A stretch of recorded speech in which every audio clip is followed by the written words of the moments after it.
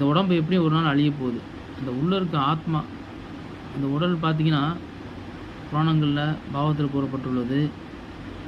இது வந்து ஒரு கார் மாரி. காருக்குள்ள ஒரு நபர் இருக்கார். அதுதான் நம்ம உயிர், ஆத்மா. அந்த கார் அவர் எதுக்காக வாங்குனார்? ஒரு இடத்துலேருந்து இன்னொரு இடத்துக்கு போவதுக்காக. ஆனா, அவர் என்ன பண்ணிட்டு இருக்காருன்னா, கார வந்து பயன்படுத்தாம, சும்மா டெய்லி கிளீன் பண்ணி, அவர் வந்து தொடச்சு அப்படியே வச்சுட்டு இருக்கார். அப்ப அதனால அந்த கார் வாங்கி எந்த விதமான பயனுமே இல்ல. அப்படியே தொடச்சு வச்சுட்டு, அப்படி கிளீன் பண்ணிட்டு அப்படியே இருக்கார். அவர் எங்கேயுமே எடுத்துட்டு போறதில்ல. அப்ப காரும் புதுசா இருக்கு. ஆனா, ஏதாவது பிரயோஜனம் இருக்கா ஒரு கார் வாங்கிட்டு? அதே மாரி தான் இந்த உடல், இந்த மனித உடல் வந்து பல வகையான உயிரினங்கள் இருக்கு. அதுக்கெல்லாம் நான் ஏன் கஷ்டப்படுறேன்னு அதுக்கு கேள்வி கேட்டு தெரிஞ்சுக்கிற முடியாது.